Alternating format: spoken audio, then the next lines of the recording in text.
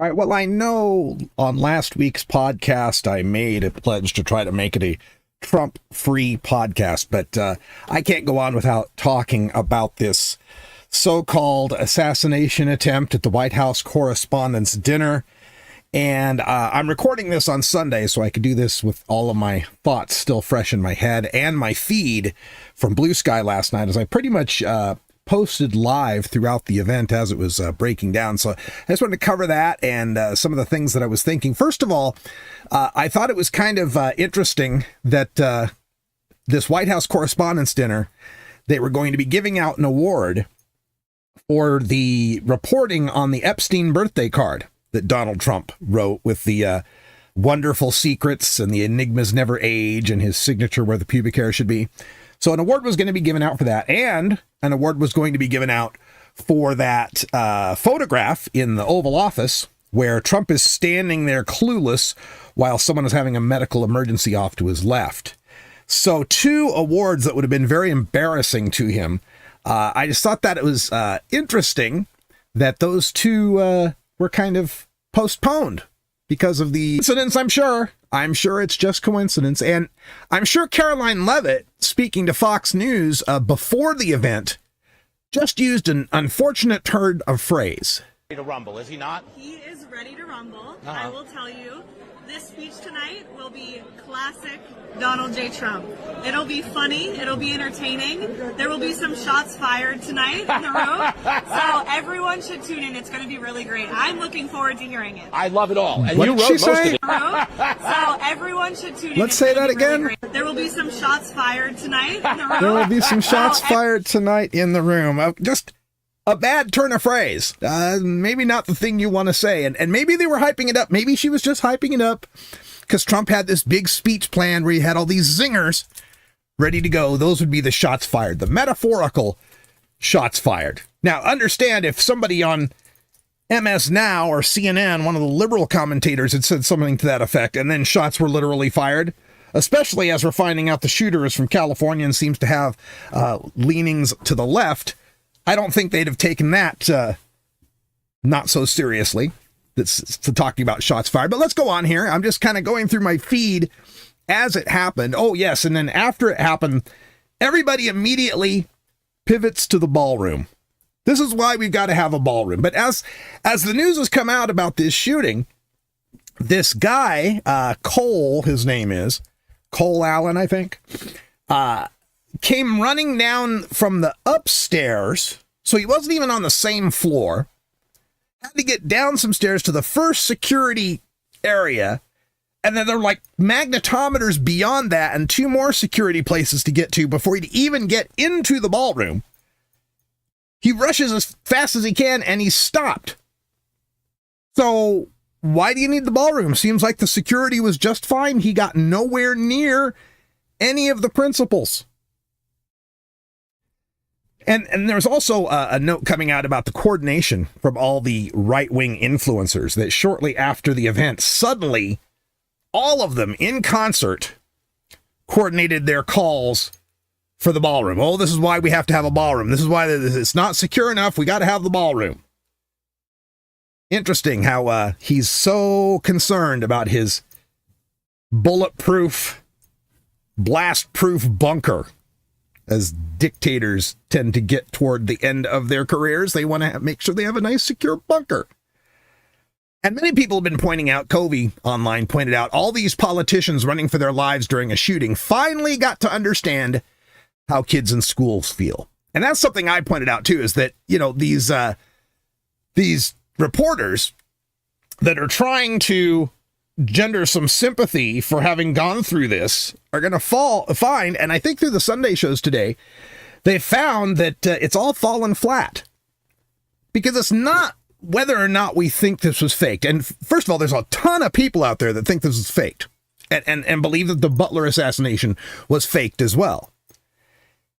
And that's the thing is it really doesn't matter whether it was faked. I don't think it was. I never ascribe to conspiracy and malice that which can be explained by incompetence and muddling through. That's one of Tufte's laws, Professor Tufte. I think they're incompetent and they're muddling through. The thing that kills the idea of any sort of conspiracy theory from the Trump administration, the Trump regime, in my mind, is the fact they can't secure indictments from grand juries. They can't run a military operation without inviting a reporter to their signal chat, right? This is the gang that can't shoot state, the Keystone Cops. They don't have the wherewithal to be able to manage a conspiracy, any sort of grand conspiracy. They don't have the ability. They're not competent enough to run a grand conspiracy. A lot of this, I think, is coincidence, like Caroline Leavitt saying the shots will be fired. I think that's just incompetence. That's like poor PR to use, gun imagery in your especially when you're representing the administration in a country where we've had 151 mass shootings as of today. It's day 116 of 2026. So yeah, try to stay away from the gun imagery there. But I can see why people think this would be faked, because if anyone was going to fake it, it would be someone as unscrupulous as Trump, as someone with nothing to lose, someone as criminal as Trump. Certainly. I just don't think they have the mental capacity and operational security to be able to pull off a grand conspiracy like that. But talk about fortuitous. I mean, how can you get your 33% approval rating boosted and get the base back on your side and give Kash Patel a chance to rehab his reputation by showing up and being there at some big shooting event and stop the presentation of the embarrassing Epstein type awards and, just don't kill a firefighter this time, right? Let's stop him in the lobby. Also, think about this. By stopping him in the lobby, legally, was it even an assassination attempt? He was, if you're a defense lawyer, you're arguing this guy just ran in with a gun. I mean, how do we know it wasn't just a mass shooting? Right? Well, we got his manifesto. That's how we know. Still, that's his intent. That as far as the firearms charge, as far as attempted assassination, we'll have to see. Again, this is the gang that can't shoot straight. Can Janine Boxawine Pirro actually get an indictment for this? We'll see. So many of the people here, and then the photos. I love this photo that came up with the moment it happened, where Todd Blanche and Melania Trump, and I think it's Selena Wang, the White House Correspondents president there, sitting at the dais, where the three of them are reacting in shock, and Trump is just oblivious. And people pointing out that this is how you know it's faked. Look at Trump's reaction. He knows he's in on it. He knows it's all faked. Or he's an oblivious, near 80-year-old man with dementia who's usually falling asleep. Maybe that could be an explanation as well. Well, like I pointed out, you get out of being booed by the reporters, you get out of the walkout if they were going to stage a walkout, you forestall those two awards, you create the need for the bunker ballroom, you boost sagging poll numbers, you get press sympathy, you distract from Epstein, from Iran, from the economy. But that could also be explained by them just being craven opportunists. Like the minute something like this happens, that's just their gut reaction, is to go into overdrive and go for the ballroom and dial up the fascism to 11. Like maybe it's not a prior motivation that led to the conspiracy for the shooting, but that the shooting happened and then they jumped on that opportunity. I think that's a little easier to understand. There was also this clip that made a lot of people, that raised a lot of eyebrows, where Fox News is interviewing one of the Fox reporters. I think the woman's named Aisha. And this reporter says she was sitting next to Caroline Leavitt's husband. Remember, Caroline Leavitt said there'll be shots fired. And this is how she reports the husband spoke to her just moments before the gunfire went out. I was sitting next to Caroline Leavitt, the press secretary's husband. He was one of our guests. He was seated right next to me. And, right as the dinner was starting, the national anthem happened. And then he kind of leaned over and said, I watched you on TV. You did a great job. You need to be very safe. And he was just very serious when he said that to me. And he kind of looked around the room and he said, you know, there are some.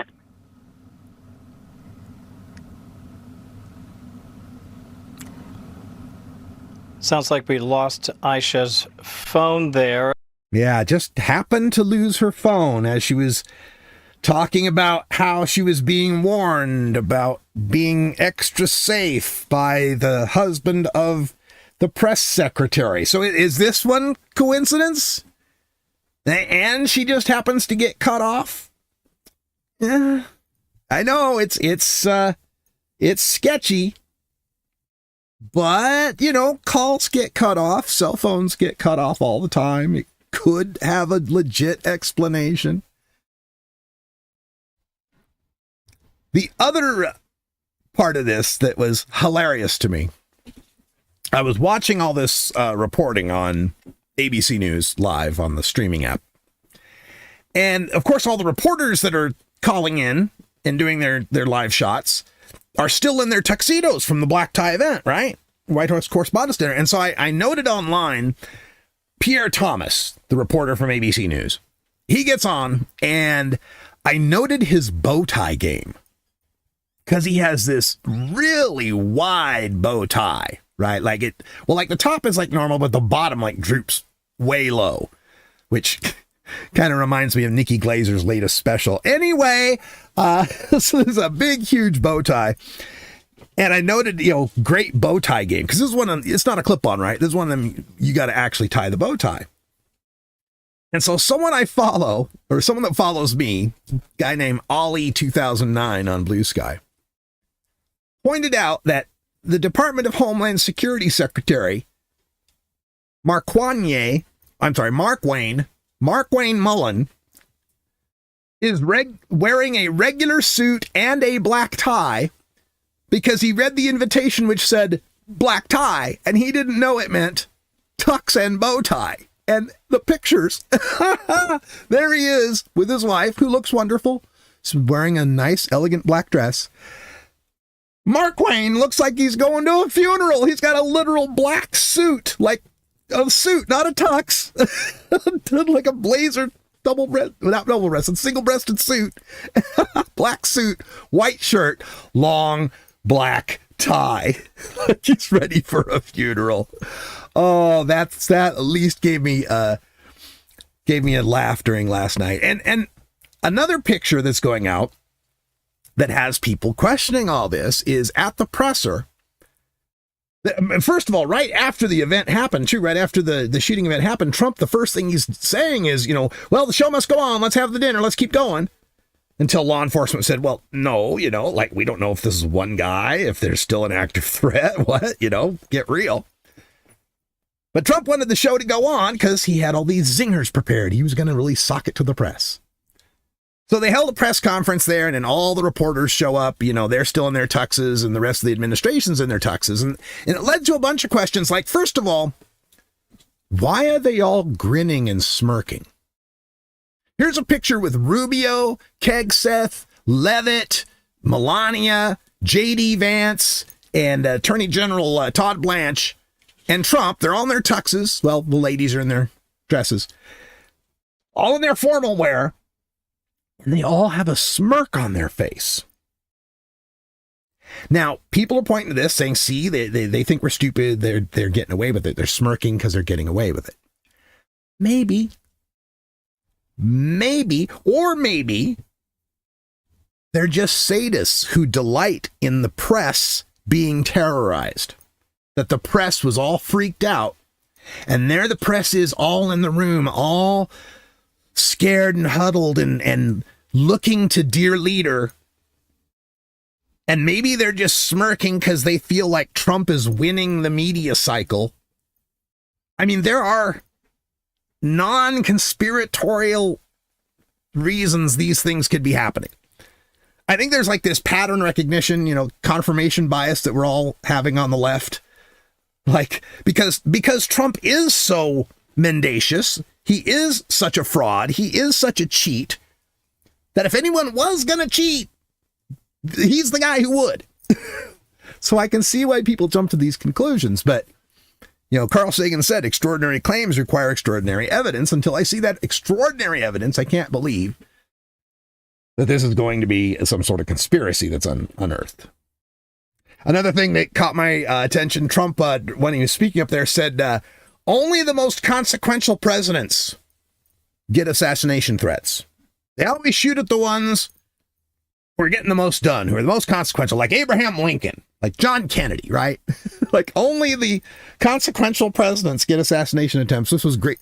This was news to the Garfield, McKinley, and Ford presidential museums, right? Like, yeah, everybody remembers President Ford. President Ford, up until this one here, had the record for most assassination attempts, like two. It was two times they tried to get Ford.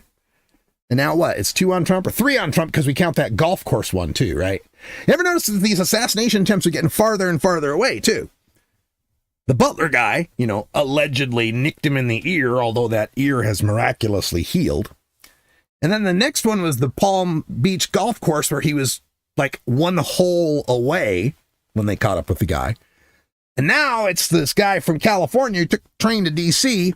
with a whole bunch of weapons and parked up in the hotel and was a whole floor away. They're just getting farther and farther away.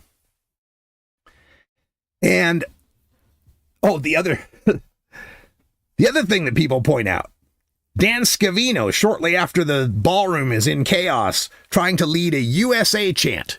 USA, USA. And the people in the room pretty much shut it down, like, shut the fuck up. Is that evidence that it was a setup?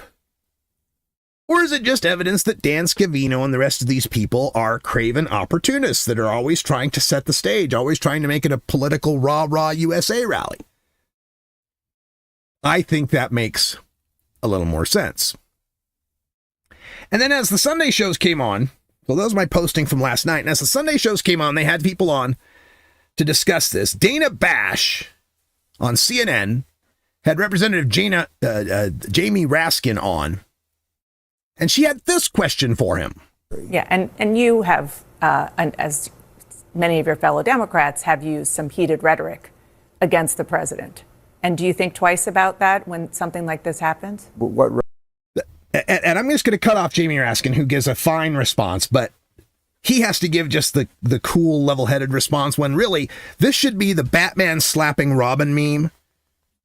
This woman's literally named Bash. And we're talking about a politics in which Donald Trump is saying, open the fucking straight, you crazy bastards. I'm going to destroy and rain hell down on and destroy your civilization. The press is the enemy of the people. The cops ought not be too nice to people. Be a little rough with them. I'd like to punch that guy in the mouth. And you have the gall to say Democrats have a problem with heated rhetoric. We have a problem with heated rhetoric by describing him accurately. I mean, my goodness. Just insane. And the other thing to think about, this one got me thinking. I love the little icon. So Trump never goes to the White House Correspondents Association dinner during his whole first term or last year. Decides this year he's going to go. And not only does he go, but the vice president, the secretary of state, the secretary of defense, basically the line of succession, the first 2 or 3, the Speaker of the House was there too. So like the first 4, 5, 6, 7 levels of the line of succession in the United States, all in one place at one time, while we're in the middle of a war with Iran that was begun with a decapitation strike that took out all their leadership chain. If anything, it's just showing once again, these guys are so incompetent, so unable to understand basic operational security that you can't ascribe to them the ability to pull off these massive grand conspiracies that some people are thinking of. Here's the Dan Scavino USA, USA chant that failed. God bless America! USA! USA! USA!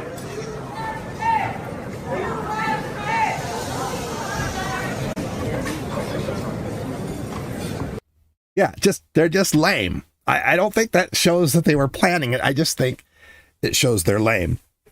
Oh, and also, isn't the National Guard still patrolling the streets of Washington, D.C.? Didn't we eliminate all crime in Washington, D.C. because Trump activated the National Guard, who's still patrolling around? So what good were they? Didn't seem to stop this guy. Telling you, this is just crazy. And then, of course, adding to the cacophony of MAGA bleating for the ballroom, we get Senator John Fetterman, the Republican from Pennsylvania. Oh, wait, I'm sorry. I'm getting word once again that, yes, Fetterman is still technically a Democrat.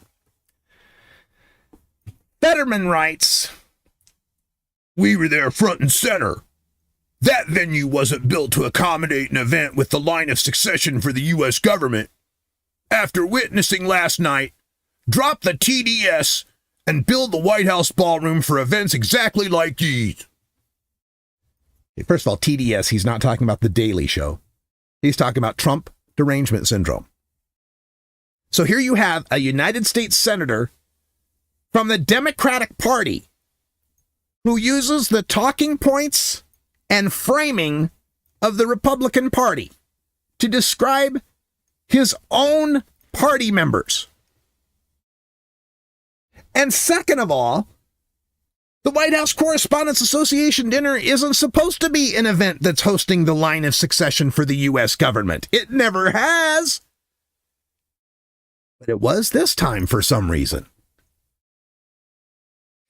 Can't wait till we get rid of Fetterman. At this point, like, what's the point of keeping him as a Democrat? What is the point? The judges and whatever else, I suppose. We need to win this next election with a Fetterman-proof majority. And then on the other side, you know what? I'll save Hakeem Jeffries for another time. Folks are pointing out also that this event took place. Jennifer Jacobs reports, "I don't think people hearing about this, or even those of us in the room, realized how far from the president, vice president, and other guests this incident was. It was on another floor, up some stairs, and several sets of security away." Several sets of security away. Another photo on my feed. Again, I'm live streaming this on my Radical Russ YouTube page as well. And I'll be doing that for some of these segments on the podcast from now on. So if you actually want to see the things I'm talking about on the podcast, you can check out these segments. Look for them on the youtube.com/radicalruss. Another photo from behind the curtains. Pete Hegseth walking out after the press conference with a shit-eating grin on his face. But again, I don't think that means they think they got away with it. I think that means that they're winning the media battle. I think that means that they feel like this random chaotic event happened and only Donald Trump, the master of reality TV, can turn it around and make it a win, that we own the liberals and we beat the press. That's what I think they're grinning about. Now, the shooter, they've now found his manifesto. And I've read this manifesto, and Trump and his regime are trying to say this is an anti-Christian manifesto, that he had hatred for Christians.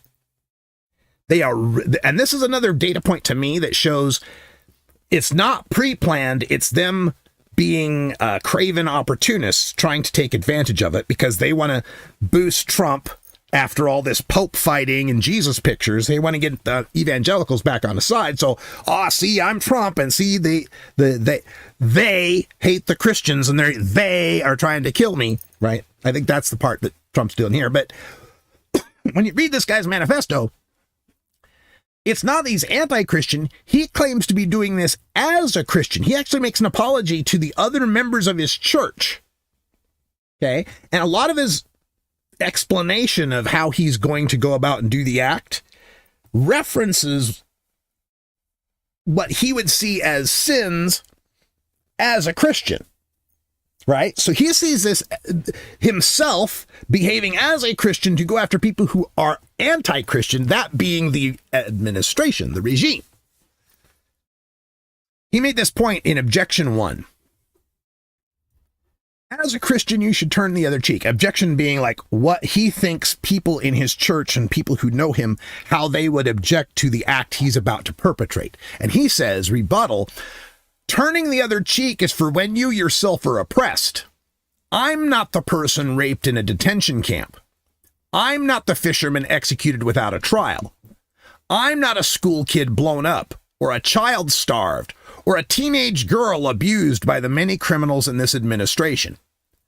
Turning the other cheek when someone else is oppressed is not Christian behavior. It is complicity in the oppressor's crimes. So Trump did this interview with Nora O'Donnell, and she brought up this whole manifesto, and Trump tries to paint it as being anti-Christian. I just wish somebody would do a follow-up on this. When he says the manifesto is anti-Christian, what part of it was anti-Christian? What sentence, what paragraph, what statement in it was anti-Christian? Because they won't be able to answer that. And then when they're not able to answer that, bring up this objection number 1, where he says, I'm not the person raped in a detention camp. I'm not the fisherman executed without a trial. I'm not the school kid blown up or child starved or teenage girl abused. And point out that that is anti-Christian behavior and what he was against. Now, I should make the caveat that everyone has to make these things. I am not in favor of this guy and what he did or what he was trying to do. I'm not in favor of taking violent action like this. 1, just for the moral aspect, it's wrong. But 2, from the tactical aspect, it provides sympathy to their side. It gives credence to their idea that there's a they out there of radical leftists that are ready to kill Christians. It helps the other side. Dr. King taught us about nonviolent resistance, taught us about how to win these kind of battles. And this is not the way. Bringing violence is not the way. But the points he makes, the reasoning behind why he turned to violence, those can't be denied. Those should be addressed. And if we had a decent set of journalists out there, maybe they would. But don't think that's going to happen anytime soon. So let me get to the Nora O'Donnell clip, because this is, to my mind, the most telling thing. Because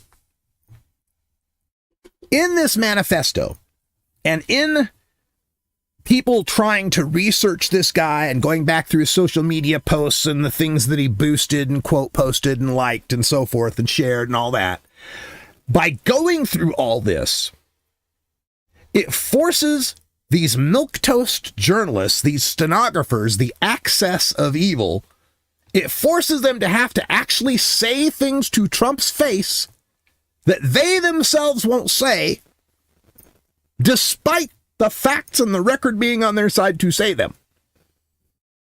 They can't poke their head out the window to tell you whether it's raining, but if someone else comes in to say it's raining, they can report that that guy said it's raining. So here goes Nora O'Donnell, finally bringing up the questions that nobody has bothered to put to Trump's face before. The so-called manifesto is a stunning thing to read, Mr. President. He appears to reference a motive in it. He writes this, quote, administration officials, they are targets. And he also wrote this, I am no longer willing to permit a pedophile, rapist, and traitor to coat my hands with his crimes. What's your reaction to that? Well, I was waiting for you to read that because I knew you would, because you're horrible people. Horrible. So obviously, whenever Trump is caught, whenever someone's got him got his soft spot, whenever they found the chink in his armor, that's the first place he goes, especially when it's a woman reporter. You're disgusting, you're vile, you're a horrible person, you're awful, you're low IQ. That's a tell, because she's got him. Horrible people. Yeah, he did write that.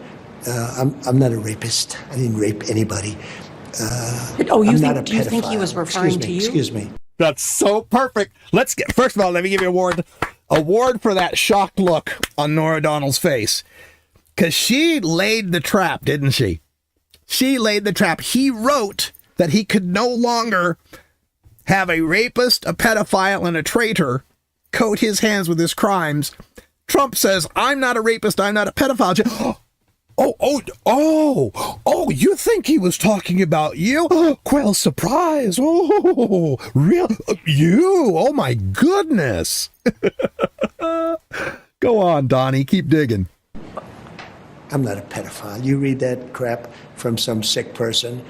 I got associated with all stuff that has nothing to do with me. I was totally exonerated. Your friends on the other side of the plate are the ones that were involved with, let's say, Epstein or other things. But I said to myself, I'll do this interview and they'll probably, I read the manifesto, he's a sick person, but you should be ashamed of yourself reading that because I'm not any of those things. Mr. President, and I these was are never, the gunman's words. Excuse me. You shouldn't be reading that on 60 Minutes. You're a disgrace. But go ahead. Let's finish the interview. The other thing that he Yeah, such a tell. Also notice that he didn't deny the traitor part. I'm not a rapist. I'm not a pedophile. Traitor maybe, but not a rapist and a pedophile. Goodness, no. Yeah, so finally, all of this is going to get uncovered. The journalists are going to have to report it as it's being written by, the shooter said, that you're blowing up boats you're blowing up fishermen without due cause, and that you're killing young girls in schools, and that teenagers were abused. I love that all of that's going to come out now, because now they're forced to report someone else having said that. And like I said at the top of this, folks, it's not that it's fake. It's that we don't care whether it's true. We don't care anymore. Trump has set the table of a world of political violence where, we are reacting with the same, with less vitriol and the same disdain as they did for Melissa Hortman in Minnesota when she was gunned down and her husband and their dog. They made jokes about it. When Paul Pelosi was beaten with a hammer, Trump himself was making jokes about it. So you set the table, man. You're the one who made it so that, hey, we can just joke about this. Political violence? Oh, it's a Tuesday. Whatever.